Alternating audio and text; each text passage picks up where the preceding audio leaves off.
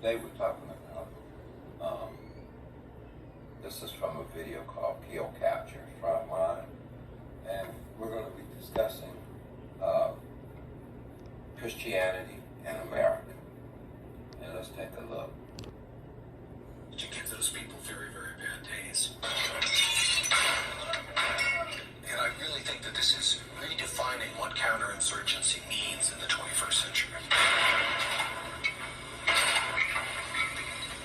Overseeing the counterinsurgency campaign in the early days of the troop surge was General Stanley McChrystal. After pioneering kill-capture operations in the Iraq War, McChrystal increased their use in Afghanistan. And when General David Petraeus took command last summer, he stepped them up further. Petraeus has doubled the number of kill-capture missions and issued hundreds of press releases announcing the death or detention of Taliban leaders. The Taliban had the momentum, and when you're faced with a serious deteriorating situation, you have to do something about it. And the best way to do something about it is to use every tool available to you. And that includes everything from the very soft end of things all the way to the hardest of the hard end, which is, of course, targeted raids.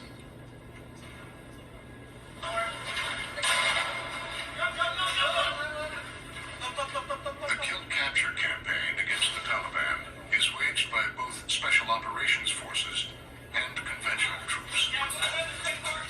But leading and directing the program is a secretive counterterrorism unit within Special Forces known as Joint Special Operations Command, or JSOC. It was JSOC that carried out the operation that killed Osama bin Laden. The Joint Special Operations Command has become one of the most important tools General Petraeus has, not just in removing enemies from the battlefield, but in reducing the effectiveness of the enemy organizations that survive, sowing distrust, discontent inside the ranks of these insurgent organizations, and ultimately persuading them that they don't have any chance of succeeding militarily. JSOC exists outside the NATO chain of command. With ranks that include the elite Navy SEALs, its mission is not only the hunt for the world's leading terrorists. In Afghanistan, it's working from a target list that now includes thousands of names. There's a list. There's a list that's kept, and that has grown exponentially over the last couple of years. And it covers a host of different types of individuals. Some are bomb makers. Some are actual commanders. They control fighters. Others are logistics people. They facilitate the transport of individuals or money or weapons, etc. Others are financiers. The key thing is once you hit a certain point in that list, there are a lot of really smart men and women with a lot of expensive, high-tech equipment looking for you. Hit the guy on the road. Roger, hit the gun on the road. Roger, gun. Roger, roll. Well, let me give you an example in southern Afghanistan. So if you look at where the majority of the population is, The military leadership says there is no contradiction between protecting the Afghan population and kill-capture operations. we've undertaken roughly 3,000 operations in the last 90 days. So this is an unprecedented up-tempo here in Afghanistan and these types of operations. U.S. Marine Expedition. According to Major General John Nicholson, kill-capture missions create space in which conventional troops can improve security. By maintaining the initiative against the enemy, that enables the majority of the force to focus on securing the population. So the two are essential and complementary. If we did not have this level of operational tempo with special operating forces, then it would be tougher for our conventional forces to secure the population.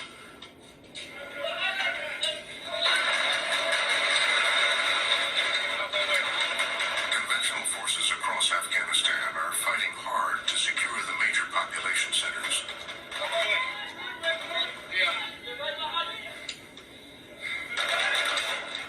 When a soldier of the 101st Airborne Division filmed this footage last fall, the district of Andar was a war zone.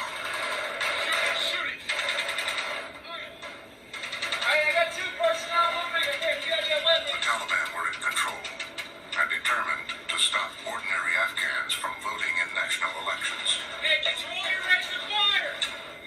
We first came in here about 7 days before the elections in September, and since we showed up in September, we were here for maybe 15 minutes, and then we took contact. And for the next probably 7 days straight, we took direct fire and indirect fire from the northwest and the west. And the Taliban was just trying to really scare people away and make sure that they didn't actually come to vote. And it was effective. No one came to vote. On that election day, only 3 people turned up to vote, from a population of more than 100,000.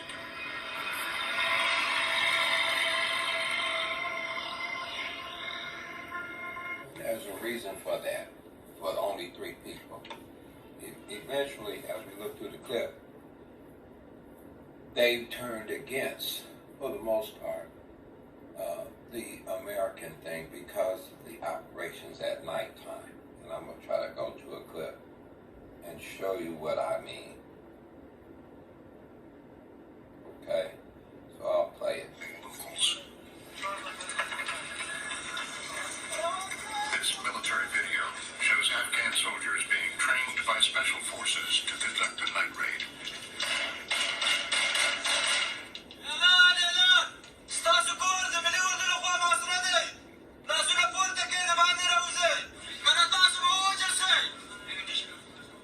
Afghans accompany our forces on every one of these.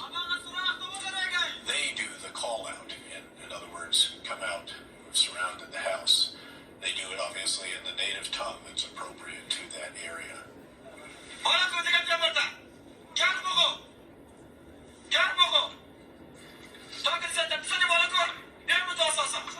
They do the entry operations, they do the searches if it's required, and so on. We make mistakes. What we try to do is to learn from the mistakes, to adjust in the wake of them, and to truly turn lessons learned intellectually into actual changes and practices.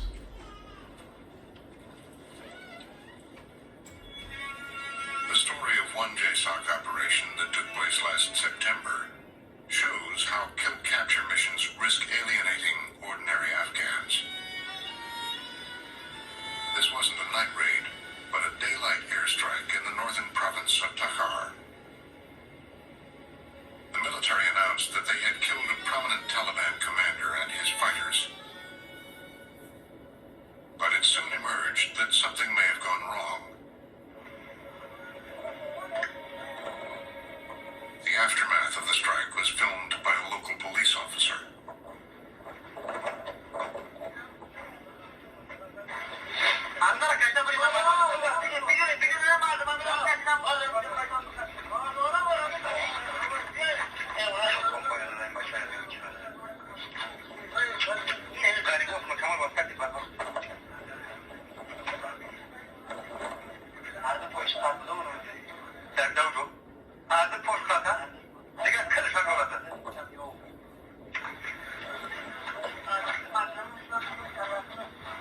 Locals said the dead were all innocent civilians, election workers on the campaign trail.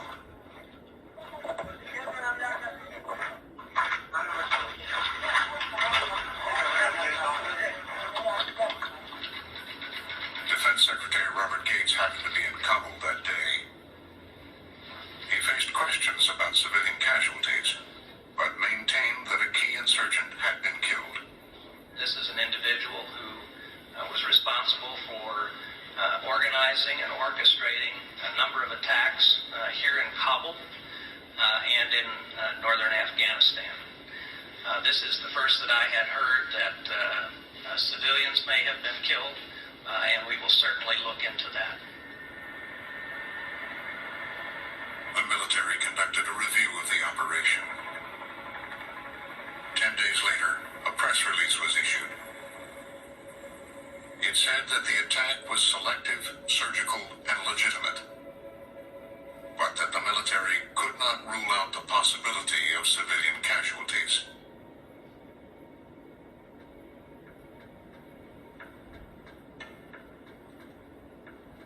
We traveled to the remote corner of Afghanistan where the strike took met with a group of survivors. Now listen to their testimony. Isanullah is a school teacher who was there that day.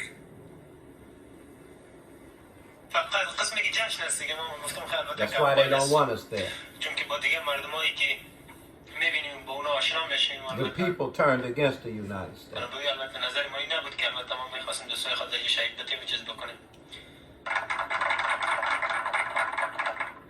These home videos show some of the election workers out campaigning.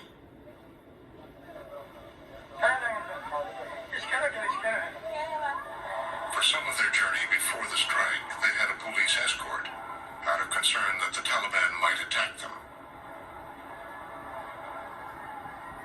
چون که مدت 6 مدت آخر بود. مدت آخر ما بودیم یک شغل شد یک گرم بس شد. Isanullah told us how 2 explosions destroyed one of the cars. He said helicopters then fired at those who survived the initial attack.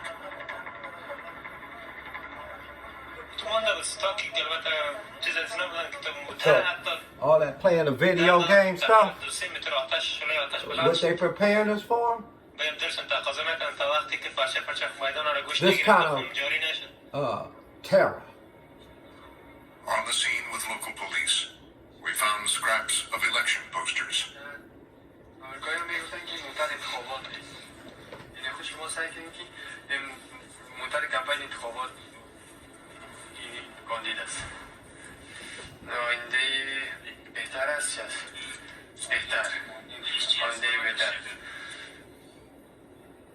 اما این کلش یک اشتباه هست. کسایی از بین بردن که فقط تاوری همین مردم بودن، کلان این مردم بودن، مسافید بودن، شاگرد مکتب بودن، معلم مکتب بودن. فقط بود که چیز شد.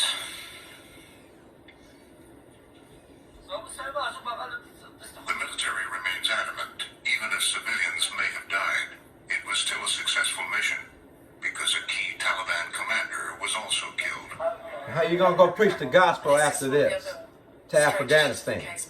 But a group of researchers in my Kabul American challenged this preacher. account. How? For the last Did they 8 make it months, better?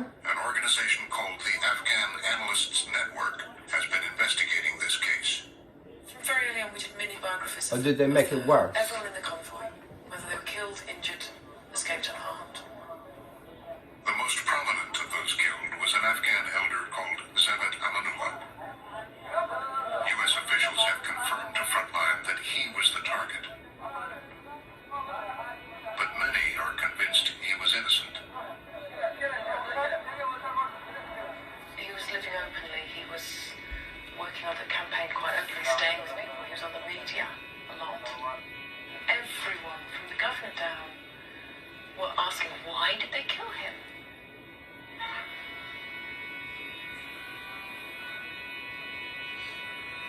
No one from JSOC would talk to Frontline on camera. Hi, General Petraeus. So Frontline correspondent Stephen Gray raised the case with General Petraeus. Can I just ask you how that operation came into being and what made you think that this was the man that you were targeting? Well, we didn't think in this case with respect. We knew. We had days and days of what's called the unblinking eye, confirmed by other forms of intelligence that informed us that there's no question about who this individual was. The man who was killed, who appears to be the target, was living openly in Kabul. We have Afghan government officials who say this man was innocent. So what gives you confidence that he was who you say he was? Very precise intelligence that told us exactly what he was doing when he was in Kabul and exactly what he was doing up there. So, again, there's not a question about this one with respect. U.S. officials have told Frontline that Zavet Amanullah led a double life as a Taliban deputy governor, and that his real name was Mohammed Amin. The point is, that's on their own soil. But many Afghans maintain that the U.S. military made a mistake, and that Mohammed Amin is someone else entirely from the man they killed that day.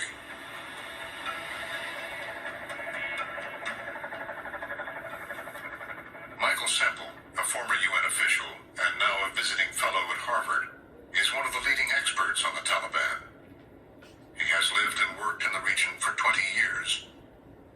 Semple says he has tracked down and met the Taliban commander, Mohammed Amin, in person after the attack that was supposed to have killed him.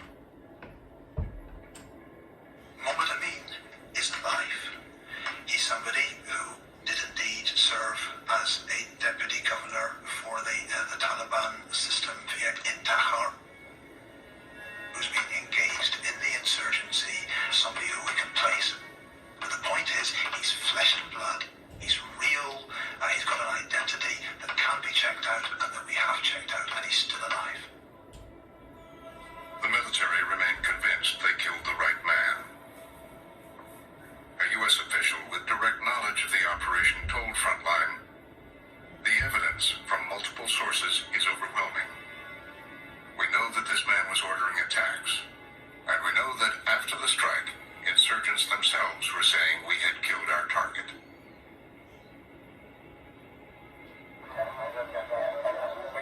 But the Afghan Analysts Network has now published its findings and charged that the U.S. military killed the wrong man. You have two people that they can... That is the point there. So that would be innocent blood or a stumbling block to the people there that have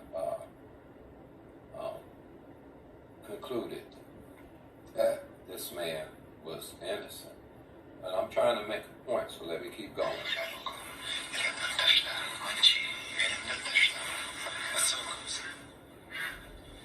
Aziz seems unsure what to do.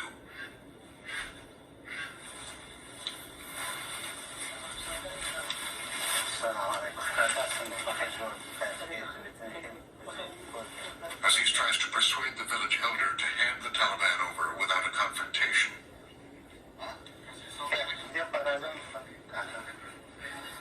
He forgets he is wearing a microphone.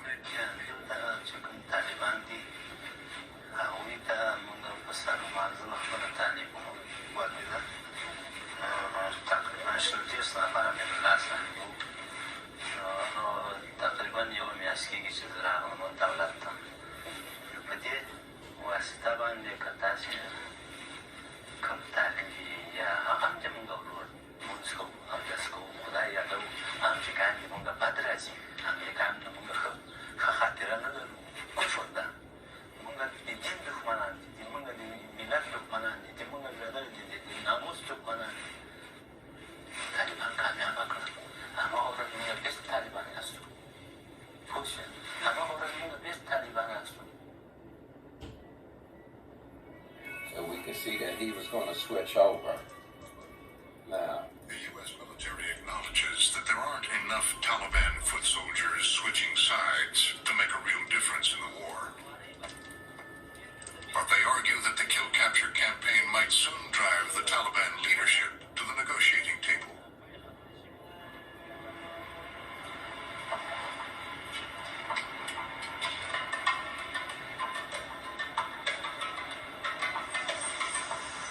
We were offered the chance to meet a senior Taliban leader. okay, so we're going to The Taliban. We're seeing progress for the first time. It is now almost 10 years since the United States came to this country to drive out the Taliban and Al-Qaeda. Tens of thousands of Taliban have been killed or captured. The leader of Al-Qaeda, Osama bin Laden, is now dead. But it's far from clear what the long-term consequences of this kill-capture campaign will be. موږ دا وایو کافرانو ته چې ګورې دا هېڅ وخت دا فکر ونه کړي چې موږ به د دوی یو ملګری یو مجاهد د منځه یوسو په دې به دوی قوت کمزوری شي دې باندې زموږ قوت زیاتېږي زموږ په ملت کې یو ایثار او نوې جذبه پیدا کېږي او وخت په وخت باندې بیا په دوی باندې حملې زیاتېږي الحمدلله او موږ به د دې غچ انتقام انشاءالله او اخیستی هم دی او بار بار نو بیا بیا مخلي انشاءالله او کوشش دا کوو چې د داسې ملګرو او انډیوالانو غچونه هم د دې نه په خارج ملکونو کې مو واخلو دې ته مو ملک ارادې کړي انشاءالله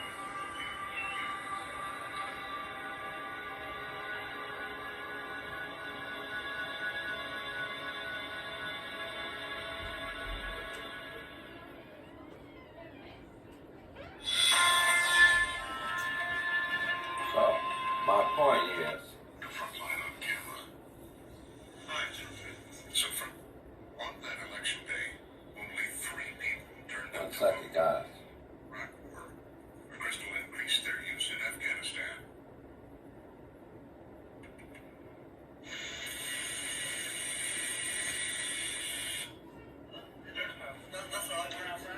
We're obviously in here. They've raided the wrong place. This is the home of a tribal elder who claims to support the government. Now, this is the reason why they wanted them out. For them, it's imperialism, oppression from a Christian nation. He's saying this makes no sense.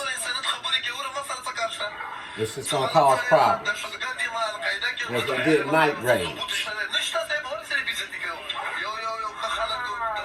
Why you have to treat us like this? They're wives.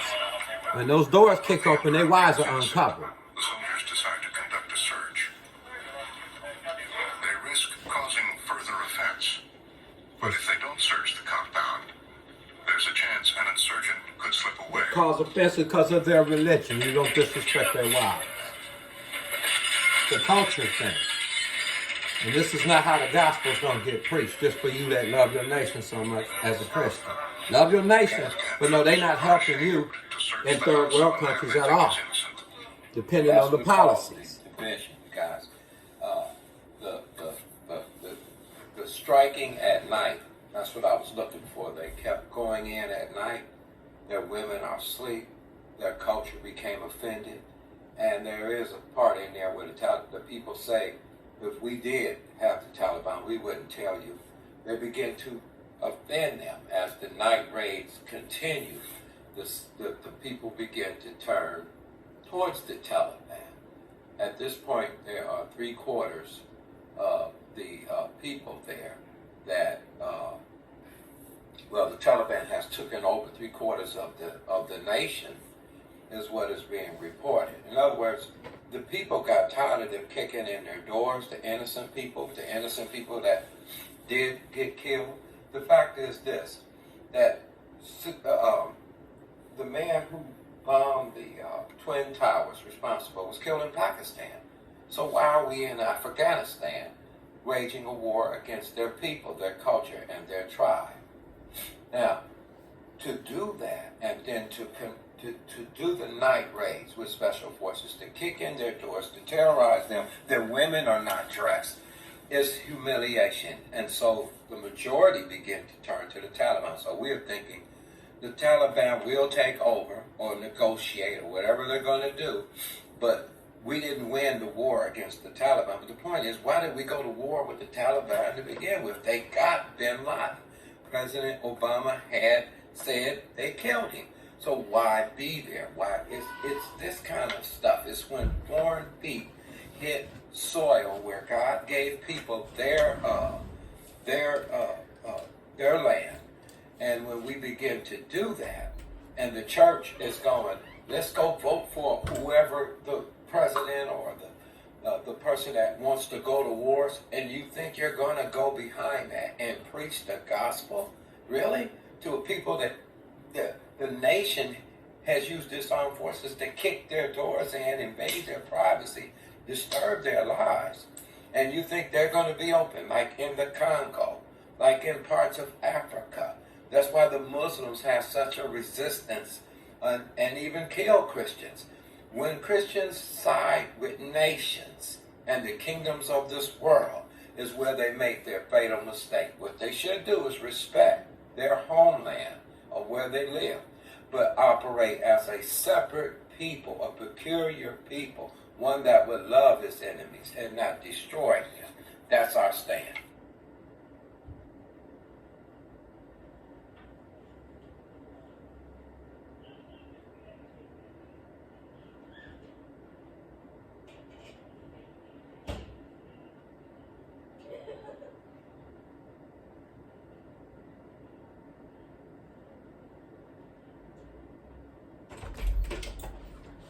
Jeremiah 23 and goods. That's why we run this race, you guys. God bless you.